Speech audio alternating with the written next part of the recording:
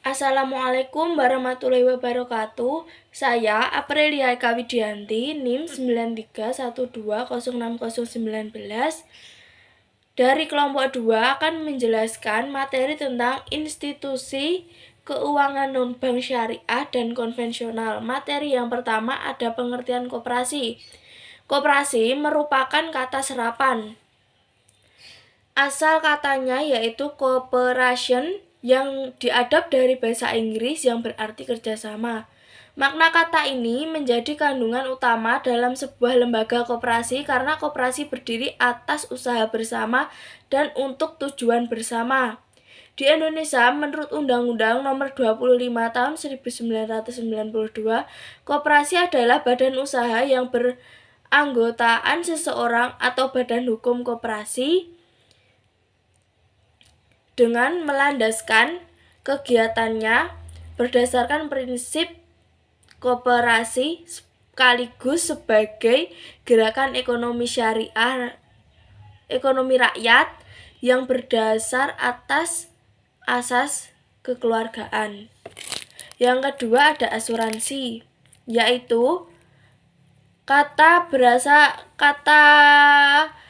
asuransi berasal dari bahasa Inggris, yaitu insurance yang dalam bahasa Indonesia menjadi bahasa populer dan diadopsi dalam Kamus Besar Bahasa Indonesia dengan paham kata pertanggungan.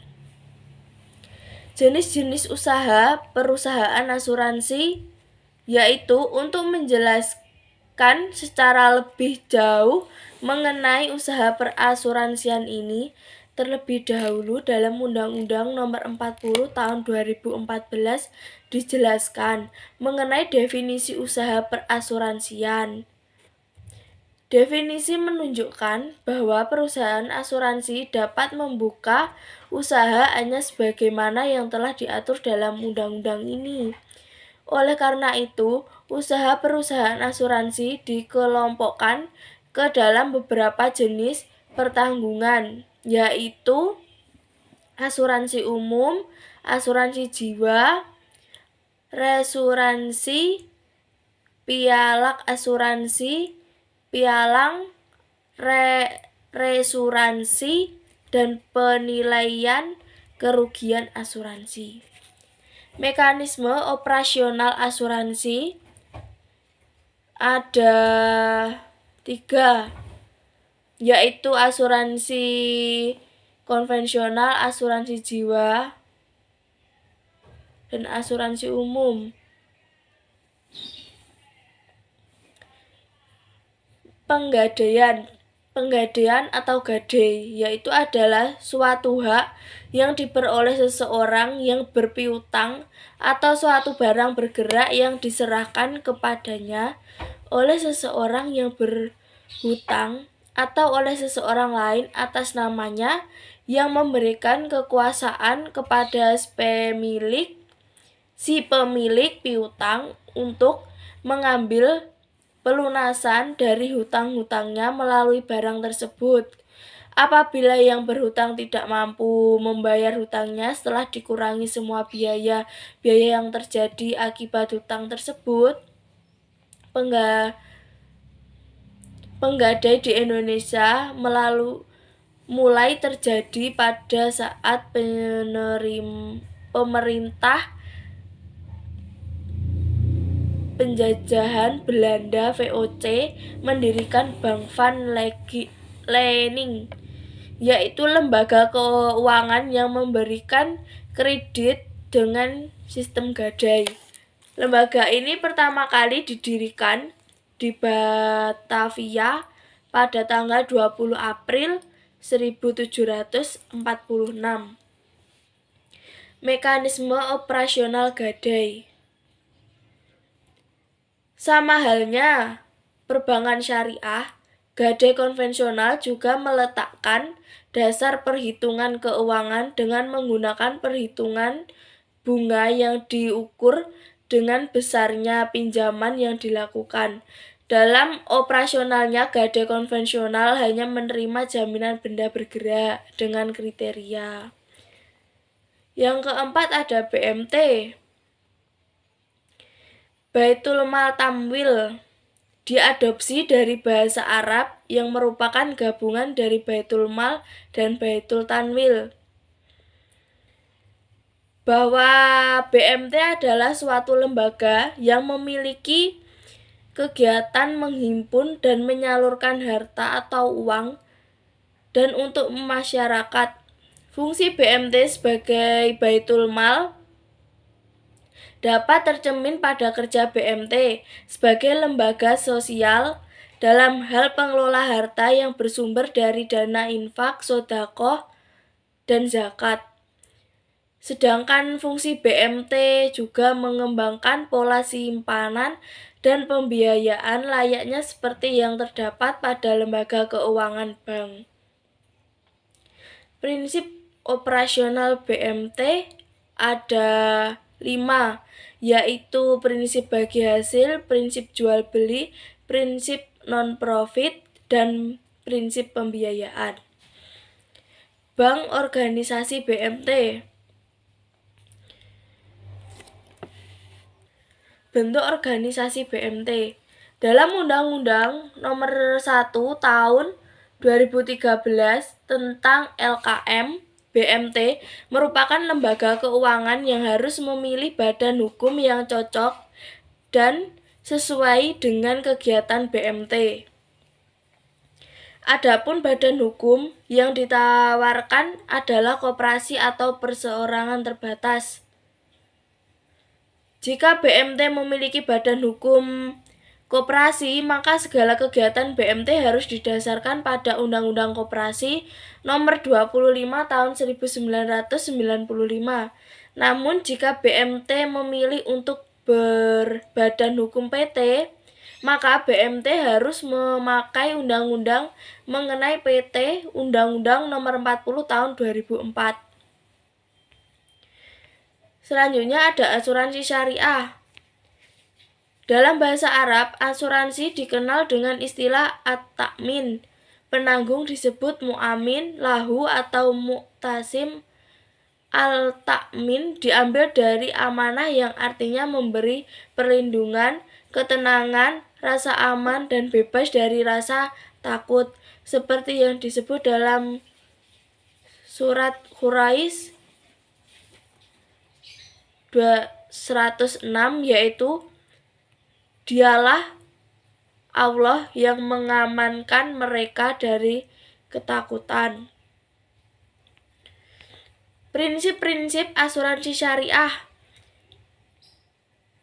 Sofyan Syarif Harahap dalam bukunya mengemukakan bahwa prinsip asuransi syariah itu ada 3 macam. Yang pertama ada saling tanggung jawab, yang kedua saling kerjasama bantu-membantu, yang ketiga saling menjaga ketentraman dan keamanan. Koperasi syariah. Pengertian koperasi syariah adalah koperasi yang dikelola dengan berdasarkan kepada akad-akad syariah. Koperasi syariah lebih ditekankan penggunaannya untuk koperasi yang bergerak di bidang simpan pinjam, sehingga untuk koperasi simpan pinjam dengan pola syariah dikenal dengan nama Koperasi Jasa Keuangan Syariah atau KJKS. Sedangkan untuk koperasi dengan jenis usaha produksi, konsumsi, dan jasa telah dipandang sesuai dengan syariah karena mengandung akad jual beli dan akad ijarah atau jasa. Produk-produk yang dapat dikembangkan dalam KJKS adalah simpanan, sebagai halnya koperasi konvensional. KKJ juga dapat membuka berbagai produk simpanan dalam bentuk tabungan dan deposito berjangka.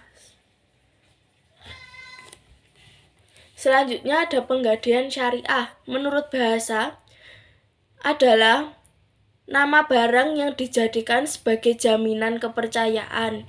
Sedangkan menurut istilah seperti yang dikemukakan oleh ulama Hanafiyah bahwa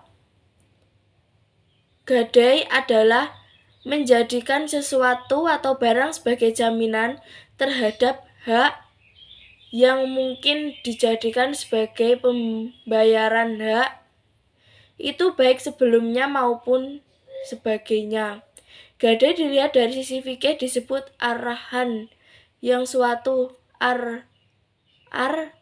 rahan, yaitu suatu akad atau perjanjian pinjam-meminjam dengan menyerahkan barang milik sebagai tanggungan utang. Mekanisme operasional penggadaian syariah. Syariah ulama Syafi'i berpendapat bahwa penggadaian dikatakan sah bila telah memenuhi paling tidak 3 syarat, yaitu yang pertama harus berupa barang karena utang tidak bisa digadaikan. Yang kedua, penetapan kepemilikan penggadaian atas barang yang digadaikan tidak terhalang.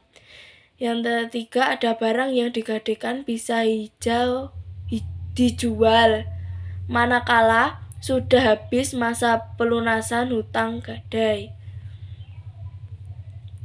Materi yang terakhir ada persamaan dan perbedaan penggadaian syariah dengan penggadaian konvensional.